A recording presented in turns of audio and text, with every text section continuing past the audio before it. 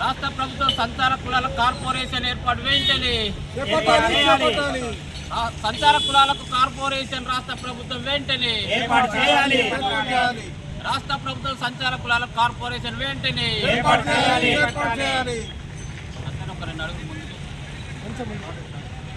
రాష్ట్ర ప్రభుత్వం సంచార కులాలకు కార్పొరేషన్ ఏర్పాటు చేయడంలో ప్రభుత్వ నిర్లక్ష్య వైఖరికి నిరసనగా ఈరోజు జాతీయ బీసీ హక్కుల పోరాట సమితి ఆధ్వర్యంలో తెలంగాణ తల్లి విగ్రహానికి వినతి పత్రం ఇచ్చి నిరసన వ్యక్తం చేస్తూ ఉన్నాం.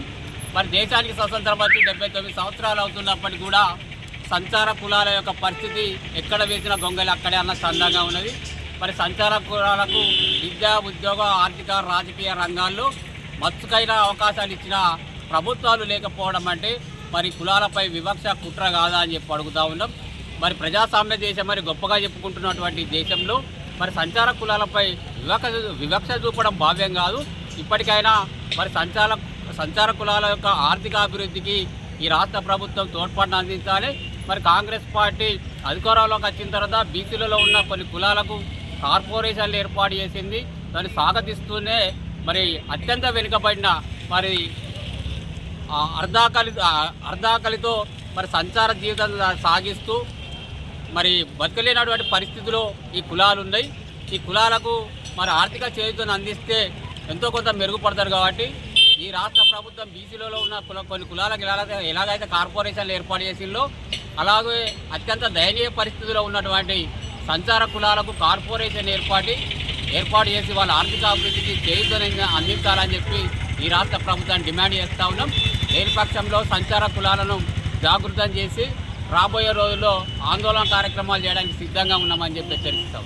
జై బీసీ, సంచార కులాల ఐక్యత, సంచార జాతుల ఐక్యత ఏర్పాటు చేయాలి. సంచార జాతుల కార్పొరేషన్ వెంటనే ఏర్పాటు చేయాలి. రాష్ట్ర ప్రభుత్వం సంచార జాతుల రిజర్వ్ కార్పొరేషన్ వెంటనే.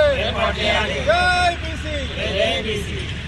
ఈరోజు తెలంగాణ బీసీ హక్కుల పోరాట సమితి ఆధ్వర్యంలో తెలంగాణ తల్లి విగ్రహానికి సంచార జాతుల కులాలకు కార్పొరేషన్ ఏర్పాటు చేయాలనే డిమాండ్తో బీసీ సంఘాల నాయకుడైన గుమ్మల శ్రీనివాస్ గారు ముందుకొచ్చి మా సంచార కులాల అభివృద్ధి కోసం తన వంతు కృషిని చేస్తూ మిగిలిన బీసీ సంఘాలు కూడా సంచార జాతుల కులాలకు సంబంధించి రావాల్సిన హక్కుల విషయంలో ప్రభుత్వాన్ని నిలదీయడంలో ముందుండాలని, ఇప్పటివరకు ఏ ఒక్క బీసీ సంఘం కూడా సంచార జాతులకు సంబంధించిన విషయాన్ని ఎక్కడ కూడా ప్రస్తావించడం లేదు.